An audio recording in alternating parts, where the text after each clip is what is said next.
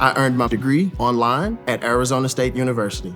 I chose to get my degree at ASU because I knew that I'd get a quality education, they were recognized for excellence, and that I would be prepared for the workforce upon graduating.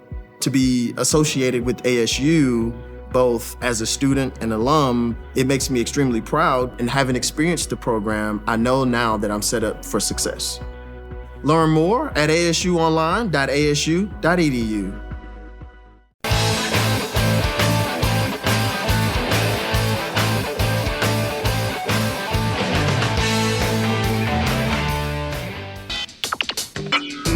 You are about to listen to the Dr. Daliah Show. Sassy, stimulating medical talk radio.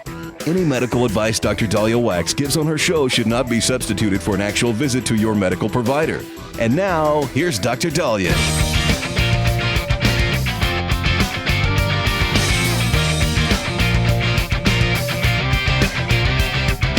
All right.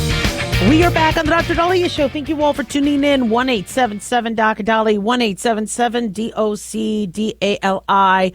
So for those of you who are going to be organ donors, where God forbid, if you leave this earth untimely, I do believe there's timely times, but sometimes we leave untimely, and you want to save other lives with your body, God bless you for doing that. But the medical system owes it to you to wait until you're officially dead before taking your organs. We shouldn't be coercing you. We shouldn't be mixing up your diagnosis.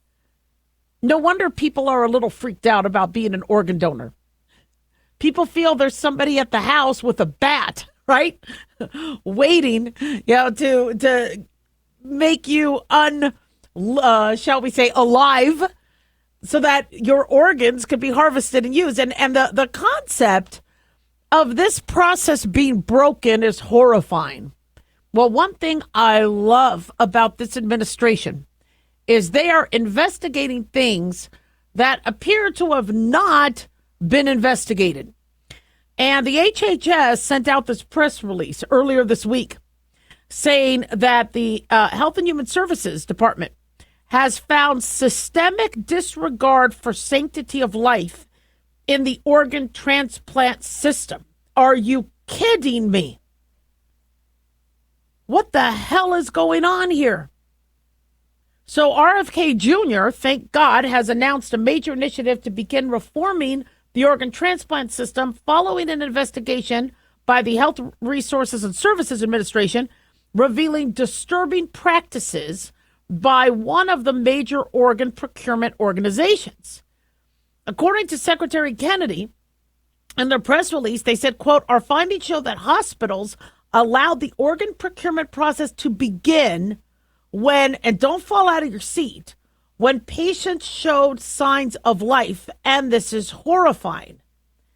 Now, I get you could be brain dead. We try to keep you alive to keep the organs. We can't use organs from a corpse. But he's suggesting that the patients were not at that point to have the organs removed.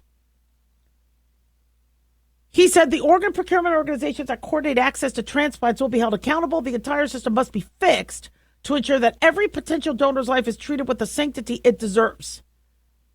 So they are looking at they are looking to reopen a case. I don't know why it was closed, but the Organ Procurement and Transplant Network is going to reopen a disturbing case involving potentially preventable harm to a neurologically injured patient by a federally funded organ procurement organization serving Kentucky, Southwest Ohio, parts of West Virginia. They said under the Biden administration, they closed the case without any action. This is really screaming incompetence. And I don't understand why this happened.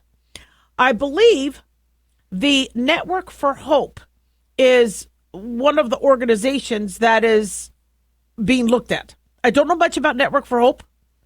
According to the National Review, the CEO, Bara Massa, testified that the organization is in the process of reviewing the issue cited in the HRSA report and addressing the agency's concerns. So what was found in this report? Well, the HRSA looked at 351 cases where organ donation was authorized, but ultimately not completed because 103 cases, or 29.3%, showed concerning features, including 73 patients with neurological signs incompatible with organ donation. You need to be brain dead. And if you have neurological activity, not suggesting brain death, 29.3% of the time, these cases were authorized for organ donation. At least 28 patients may not have been deceased at the time organ procurement was initiated. Now, this raises huge ethical and legal questions. According to HHS, they said evidence pointed to poor neurological assessments, lack of coordination with medical teams, questionable consent practices, and misclassification of causes of death, particularly in overdose cases. Now, they say these vulnerabilities were highest in smaller and rural hospitals, indicating systemic gaps in oversight and accountability. The HRSA has mandated strict corrective actions and system-level changes to safeguard potential organ donors nationally. Now, I don't know why this wasn't addressed during the Biden administration. Thank God this is being reopened, but what the hell? Which suggests that the Trump administration now needs to go back over everything the Biden administration did or didn't do and address. Somebody sleeping on the job. I don't know if you've ever had an employee or a coworker where they said they were doing something and all of a sudden you found out they weren't. And you're like, wow, we need to go back months, if not years. That's how I feel. But also what concerns me is I'm worried that the average person who wants to become an organ donor is going to say, whoa, wait a second. If there's so much gain from a company to get our organs, are they really going to fight for our lives to be saved? Well, there's supposed to be a checks and balances where the doctors in the hospital are saving you. So your medical team in the hospital is doing their best. If they can't and they deem that you are brain dead, or that you have circulatory death, and they can still somehow keep if it's in a time window where they can shall we say, let's say you're on life support, but they know that you won't live, cutting off life support, they could, while you're still in that kind of purgatory, and I know that's not the right term to use, be able to use your organs because there's still life to those organs. At that moment, that is when your medical team will then reach out to the donor network. But,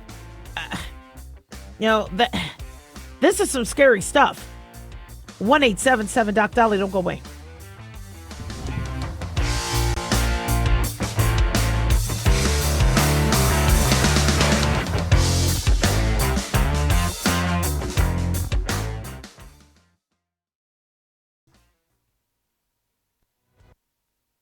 Have you ever thought you'd like to buy and sell houses but didn't know how or where to get the money? My name is Ron LeGrand, and over the past 40 years, I've bought over 3,000 houses without using my money or credit and taught thousands to do the same. Today, even in a virtual environment, we buy nice houses in nice neighborhoods using no banks, realtors, contractors, or other costly entanglements, and build huge cash flow and wealth without the hassle of tenants, all without credit and little or no money. You don't need a license or experience, and I'll show you exactly how it's done. Text FREE to 99799, and I'll send you my free training. I promise you I'll change the way you think about real estate and open the door to a new lifestyle that doesn't involve risk or rehabs and can quickly replace your current income. Text FREE to 99799 and let me show you how to take your life back and build cash flow and wealth from your home. That's FREE to 99799. Again, FREE to 99799. Hi guys, Dr. Daliah here. Addictions can sneak up on us and come in many forms. Whether it's drugs, alcohol, sex, video games, porn, or something less obvious such as food, internet, or shopping, addiction can seem innocent at first and then evolve into an insurmountable evil. In our book, Addiction Basics, Caitlin Kalikas and I dive into the common addictions and provide tips for identifying and preventing these before they sneak in and take over our lives. Addiction Basics can be found on Amazon or my website, drdaliah.com. Check it out. Carl Amari here to tell you about our newest website for old-time radio lovers. It's 100radioshows.com. At this site, there are 5 old-time radio shows waiting for you to download free as our gift to you, and be sure to browse the additional 700 old-time radio shows available to you for 70% off by using the promo code RADIO at checkout. This is a limited-time offer, so log on to 100radioshows.com. That's 100radioshows.com.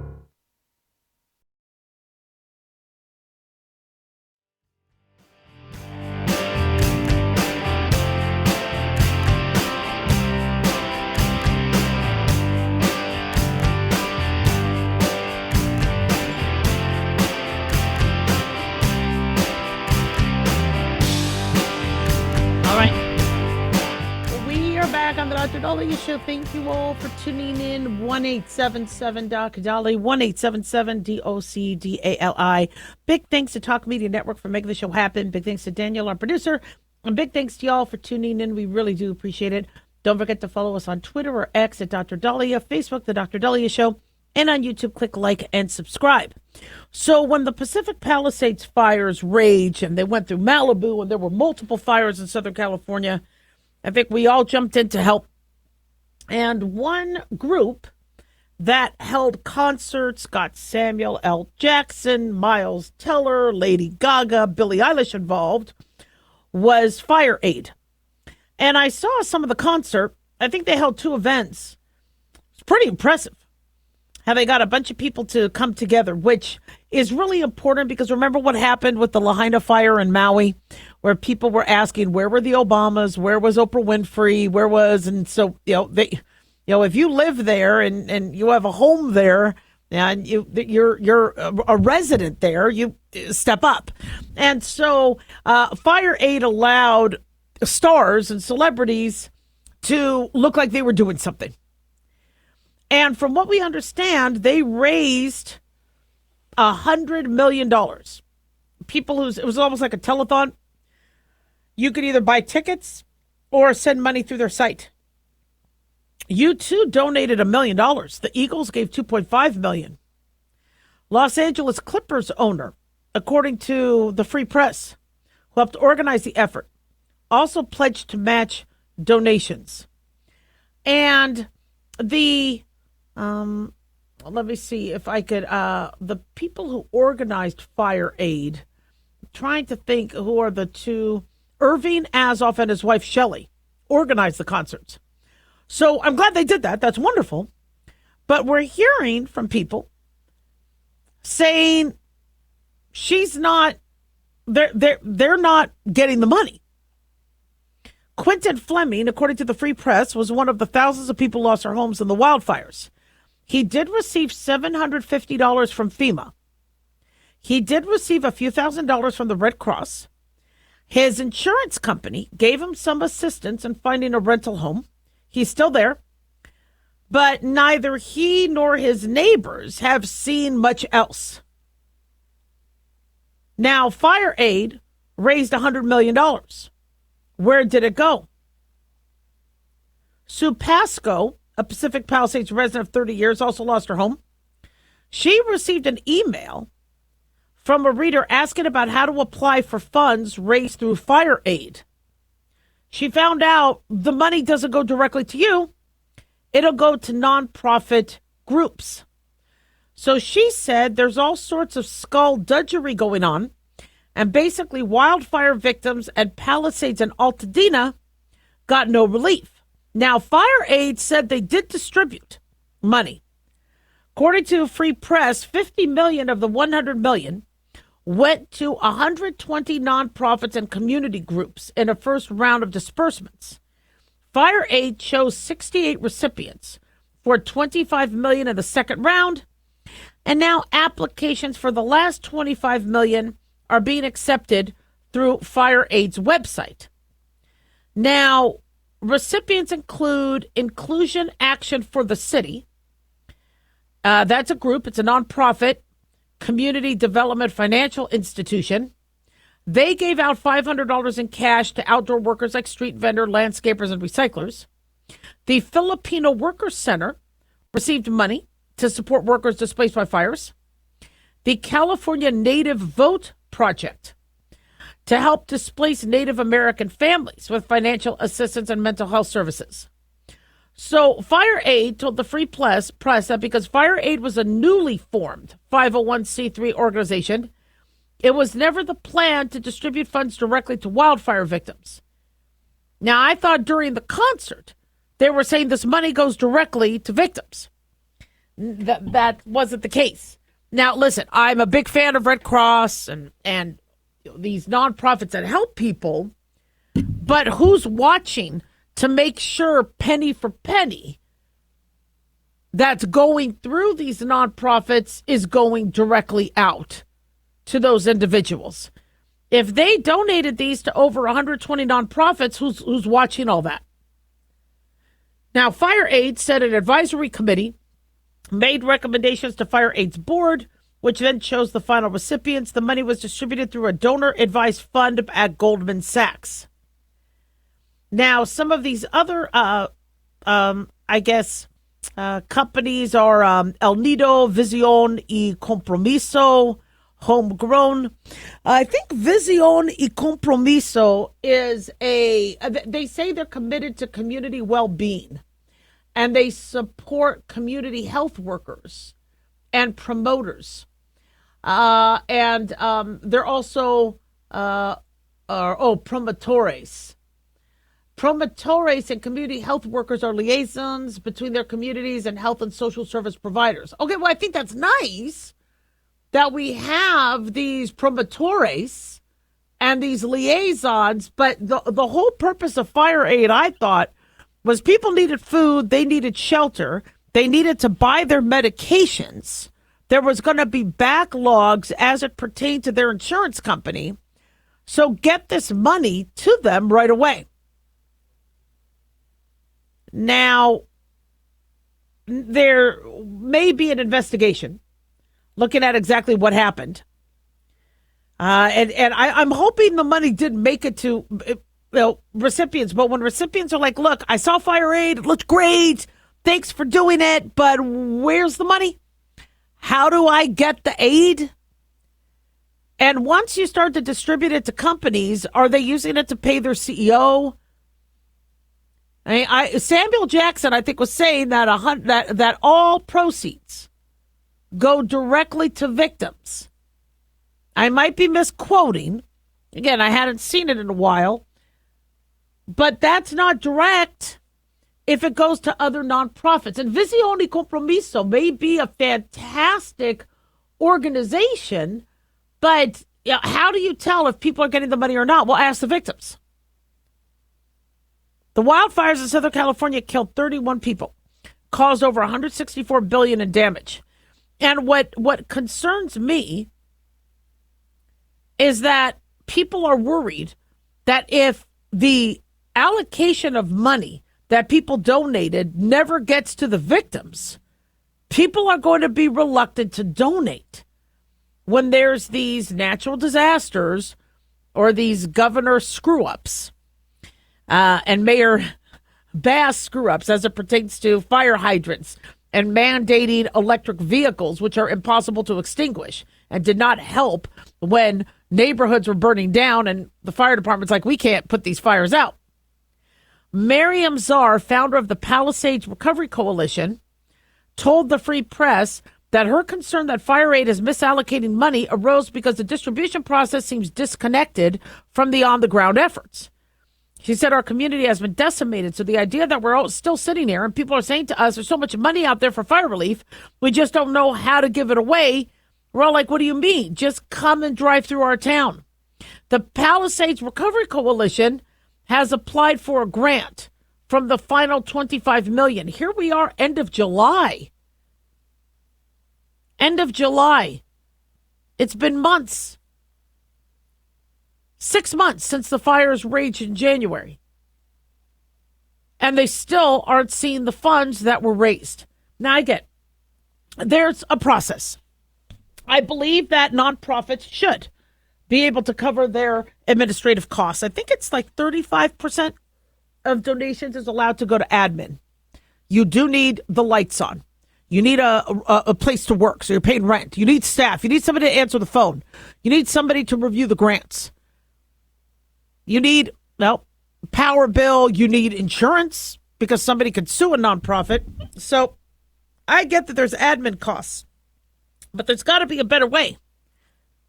And I learned very early on from certain nonprofits I worked with that the money I would scrape together and donate. Remember, I told you there was a company that I was asked to donate to, and I was making $4 an hour working at Jack in the Box while I was trying to support myself and go through school. So I was able to scrape together $25, which was not easy. I put $25 together, and the rep for the company called me and said, "Can I come down and visit you and your student group because I need to see my dad, and then I could make it a work thing. This way, on my way to my dad, I could see you." And I'm like, I pulled $25 together so you could go fly to your dad? So I personally like the donations where you actually give the clothes, you give the food, then you know somebody else isn't taking the money for something else. 1-877-DOC-DALIAH.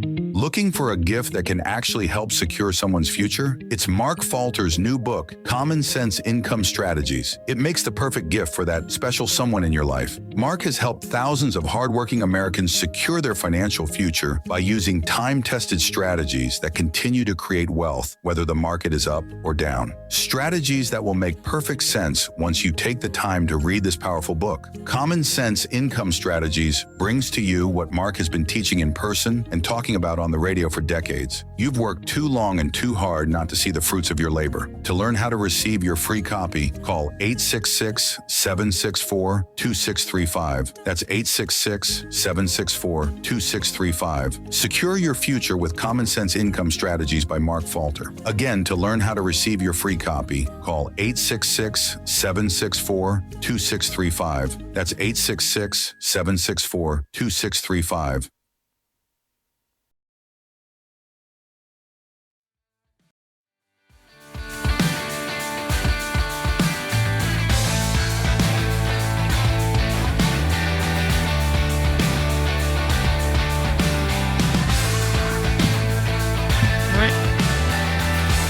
We are back on the Dr. Daliah Show. Thank you all for tuning in. 1-877-DOC-DALIAH, 1-877-DOC-DALI. So this media headline caught my eye, saying thousands of Americans are going to be at risk because 300 hospitals are at risk of closure. Check if your nearest is in danger. Why are 300 hospitals across the U.S. at risk of closure? Well, I would think it's because there's a lot of migrants, people not paying their bills, money's not coming in. According to this article by Daily Mail, it's being projected because of President Trump's big, beautiful bill. Really? So let's actually dissect this. According to Cecil G. Shep Center for Health Services Research, they say 338 facilities in rural areas could be forced to close, convert, or slash services. Now, I've been watching hospitals in rural areas over the last 10, 15 years, especially since Obamacare. We've had hospitals close, slash services. I believe recently, in the last few years, I believe there was a hospital in Mesquite, Nevada, that had to stop providing OB services. So we've been seeing this before the big, beautiful bill. Now they're saying it's going to be all Armageddon with the hospitals. I'm a little confused by that. I've been seeing Armageddon already. But Democratic senators are now urging the president to reconsider the legislation. Where is all this coming from? Well, they believe it's because of the cuts to Medicaid. According to Daily Mail, the act slashes over $1 trillion in healthcare spending over the next 10 years, mostly from Medicaid. A majority of adults living in rural areas are concerned that these healthcare cuts will negatively impact hospitals, nursing homes, and other healthcare providers. Now, the Medicaid cuts are multifaceted. One is there's more onus on the states. The states are usually in charge of Medicaid. Two is there's work requirements, which will actually help the money going into Medicaid. So if somebody is able-bodied, doesn't have any medical issues, doesn't have any kids to take care of, and they're 18 to, I think, 64? One report said 54. I believe it's 64. They work rather than sitting home on the couch watching Netflix. And if they work, we have more money going into Medicaid. The reason why Medicaid got cut is because it's already running out of money. This Armageddon of rural hospitals has been a problem now for years. In fact, non-rural hospitals, Denver Health, needed an emergency influx of a few $1 million. I think this was last year, because they couldn't keep up with patients who weren't paying bills, such as illegal immigrants, and they were overrun. They were not bringing money in. That was last year under a different president. Now, according to the data from this particular research set, they said 46 states have at least one rural hospital at risk. Kentucky and Louisiana seeing the highest numbers. Well, they've been at risk for a while. This is why we need to redo Medicaid. We have, 80 million people on Medicaid, a good number of them not disabled, because that's what Medicare kicks in for. So Medicaid was always supposed to be there for those individuals whose employer did not provide insurance, or the health insurance was just too expensive for them to buy through work. It wasn't designed for people that looked like the Tsarnaev older brother, who was very musculature, and you saw pictures of him boxing. For people who are able-bodied, muscular, no dependents to take care of, to be on. They're supposed to be at work. And so Medicaid suggests, Medicaid now saying, look, if you get Medicaid, even if you don't want to work, go back to school, volunteer, but you need to do something. Now, if we could get people to go back to work, we could get tax money. But when we have a good number of the population not working, that's not putting money into the system. Now, what was their criteria for these hospitals being at risk? Well, they have to either be in the top 10% Medicaid payer mix of rural hospitals across the country, or have experienced 3 consecutive years of a negative total margin. Well, if you are deemed at risk today, in 2025, because you have experienced 3 consecutive years of negative total margin, that's not the big, beautiful bill that was passed 3 weeks ago. That's Obamacare, Biden care. And if you have had 3 consecutive years of a negative total margin, yeah, you're at risk for closing. I don't want to see hospitals at risk for closing. But the reason why hospitals are at risk is the money coming in is not surpassing money going out. They're at a deficit. And if people are not paying their bills, and if there's not enough government funds to keep all these hospitals afloat, because the systems are becoming insolvent, then you need to fix the system. I can't see more of an argument to fix Medicaid than this. Now, Medicaid was a mixed bag. Medicaid was probably the least dependable payer in my office. There were many individuals who were Medicaid pending. I took care of them. And Medicaid said, sorry, they were pending. They were never approved, so we're not paying you. So I saw practically most of those Medicaid pending for free. When they had Medicaid, we got paid 2 out of every 5 claims. And so Medicaid was notorious for not paying all the claims. Now, maybe it got better in the last few years, but you can't rely on Medicaid dollars.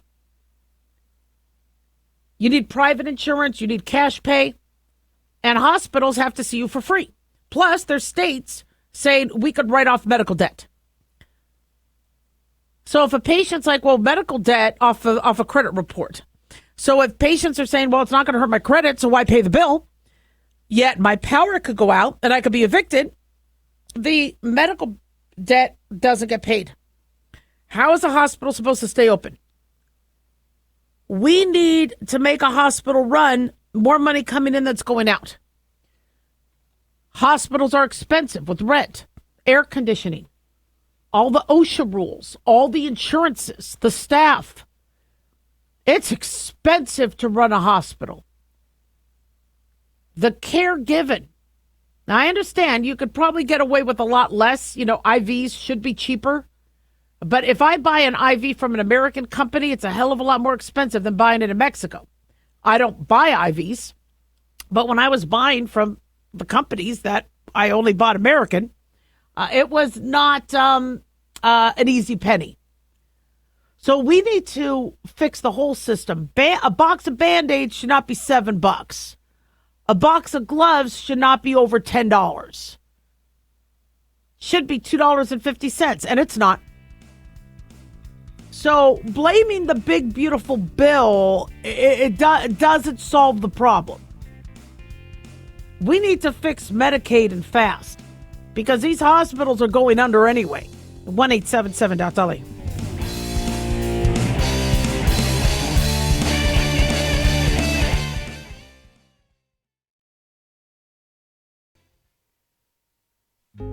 Hey guys, it's Clyde. We've had a lot of requests for Ground Zero merchandise, so we put together an online store with a big variety of high-quality items. I'm really excited to let you know about these things. We have a lot to offer you and your loved ones. In addition to our regular apparel, such as t-shirts, beanies, hoodies, and hats, we've expanded our product line with posters, flags, aprons, mugs, and a whole lot more. We also have Ground Zero collectibles along with a limited edition of items like a Clyde Lewis canvas portrait, a Ground Zero embroidered jacket that will certainly make for great gifts and for interesting conversations with family and friends. And we now offer publications such as Ron Patton's book about mind control, MK Zine, and back copies of the official magazine of Ground Zero while it was in print. Paranoia, the Conspiracy Reader, also coming in 2023, are updated and revised books that I've written. There's a secure and easy-to-use shopping cart for your purchases. So shop today at our official store by going to groundzeromerch.com. Again, that's groundzeromerch.com. Dr. Daliah here. Are you tired, burned out, gaining weight, succumbing to the daily pressures of life? Well, how's your dopamine doing? How you feel right now, how you'll feel an hour from now, and how you'll feel next week is completely reliant on your dopamine.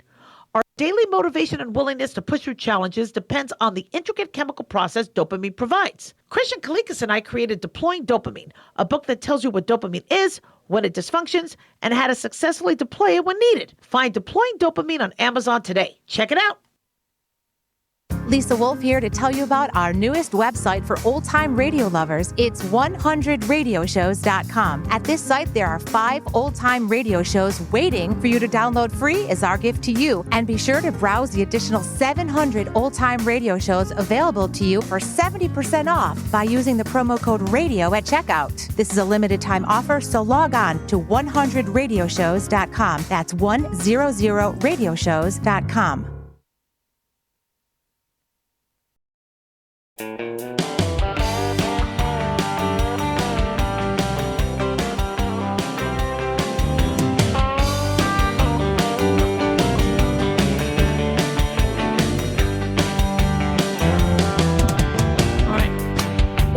back on the Dr. Daliah Show. Thank you all for tuning in. 1-877-DOC-DALI, 1-877-DOC-DALI. So I like to watch what's going on in the UK because, as I've said for years, many people are trying to push socialism, especially socialized medicine in America, which I think is would be an absolute disaster.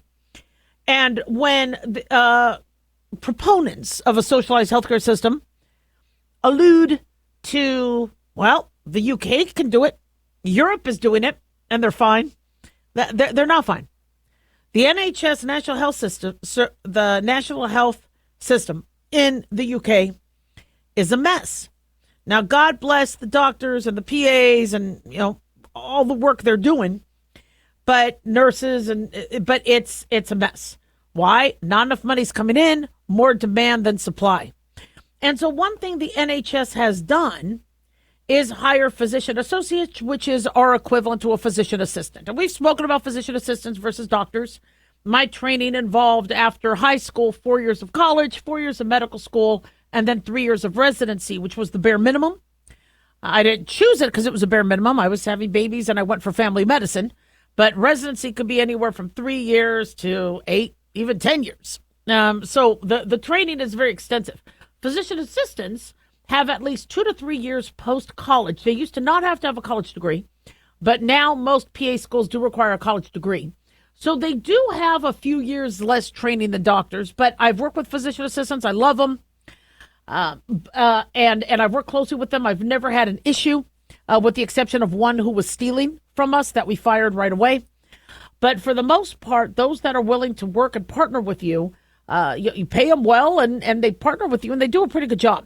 Well, there's been some deaths at the hands of quote unquote physician associates in the NHS. And so many people are concerned that the type of care they are getting in the UK is substandard.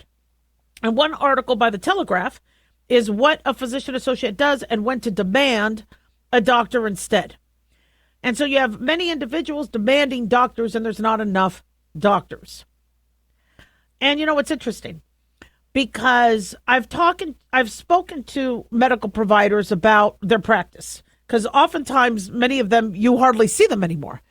Obamacare really did a lot of the small business-owned doctors. But before that, I would look at doctors who had multiple PAs, physician assistants or nurse practitioners.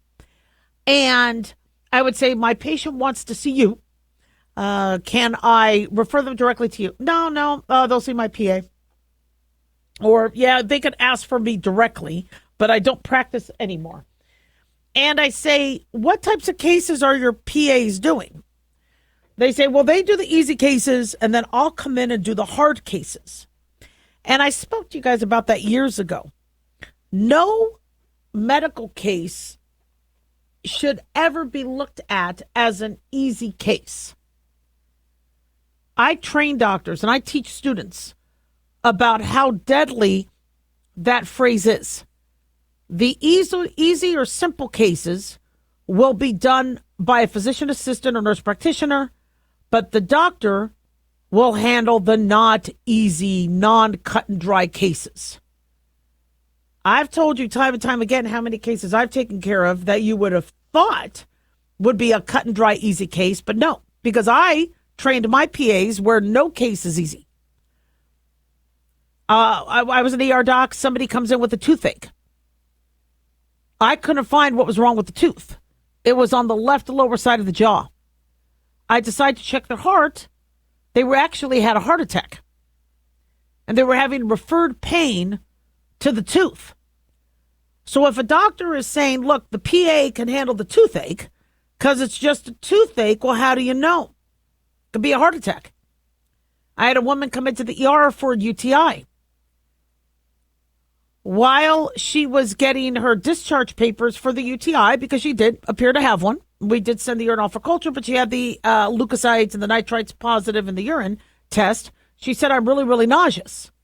Well, now I'm thinking, well, this could be a kidney infection if she's really nauseous. Let me give you something for nausea, but sit here. Let's check you out. Turns out she then goes into her second heart attack. She had a heart attack in her sleep the night before, wasn't feeling well, thought it was a UTI, and came in. Now, it was an ER, but it was because there really weren't any urgent cares open, so the ER basically also took the urgent care visit. So a simple UTI actually turned out to be a heart attack. We saved her.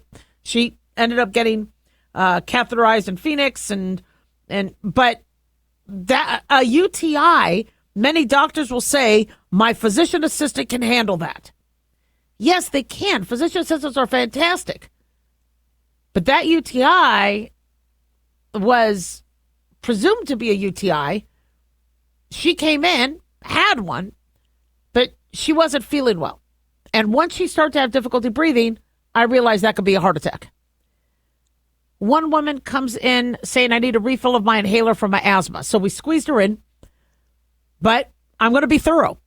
So I did spirometry to check her breathing, making sure that her asthma was in good control before I just gave her an inhaler. But her breathing was fine. She did not look asthmatic on the test.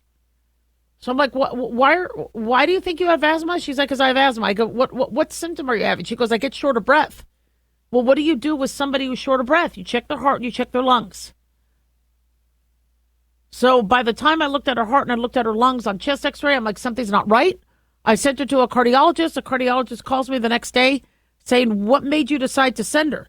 She had a tumor on her heart. How did you pick this up? I go, I picked it up because she walked in saying she had asthma and I didn't believe her. Now, I'm not telling you these cases because I want you to say, oh, wow, Daliah, you're an amazing doctor. What I'm saying is somebody coming in saying it's appearing to have an easy case, a simple cut and dry, I just need a refill of something. Many times these physician associates or physician assistants are taking those cases. But they have to know and be trained. What if it's not asthma? What if it's not a UTI? Really look at the symptoms. And now telemedicine is going through this where people are calling up. I heard of a case where somebody called up saying they had heartburn. So the telemedicine doctor gave them heartburn medication. Thank you. Next call. Somebody has heartburn. Did anybody check their heart? Turns out the guy actually did have a cardiac issue, and the lawyer is now suing the telemedicine company. So what seems simple might not be. And I might be overly conservative in terms of making sure that if somebody calls in with a UTI or a toothache or shoulder pain, that I'm making sure it's not a heart attack. But I think that's what the patient deserves. So the UK is trying to figure out, patients are trying to say, look, I don't want the physician associate. Well, if they're only approaching the patient as, okay, they just need a refill, that's all I have to do. Every single patient that comes in, you have to assume there could be some significant pathology. Remember I told you there was a woman that needed to be squeezed in as a walk-in because she needed a refill of her Prozac or Paxil. While I'm talking to her, she's like, I've already had a physical. I don't have time for that. I just need a refill. But her neck looked a little funny to me. I go, can I feel your neck? So I felt her neck. I thought I felt a little nodule. We run some testing. She ends up having thyroid cancer. When we test further, she also had blood cancer. I have a woman in front of me with 2 different cancers that would have never been picked up if all somebody thought they had to do was just refill her Paxil, an SSRI antidepressant. This is the type of medicine I was trained to do, but it's not the type of medicine people are getting. And that's frightening. And then when people say, well, let me see a doctor then. If that doctor is busy, lazy, burnt out, at least many physician assistants or physician associates will spend the time to talk to you and get the history. What I guess the moral is it could be a crapshoot. 1-877-DOC-DALIAH. Don't go away.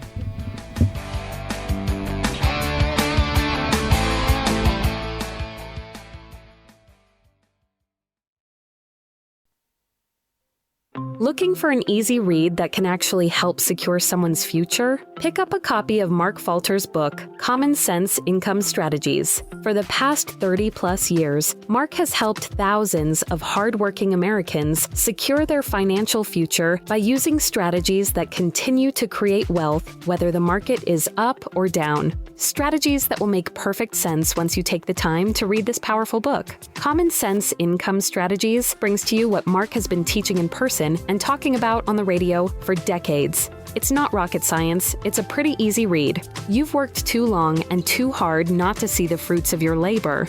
Common Sense Income Strategies is available now on Amazon or by calling 866-764-2635. That's 866-764-2635. Common Sense Income Strategies by financial fitness show host Mark Falter. Secure your financial future today.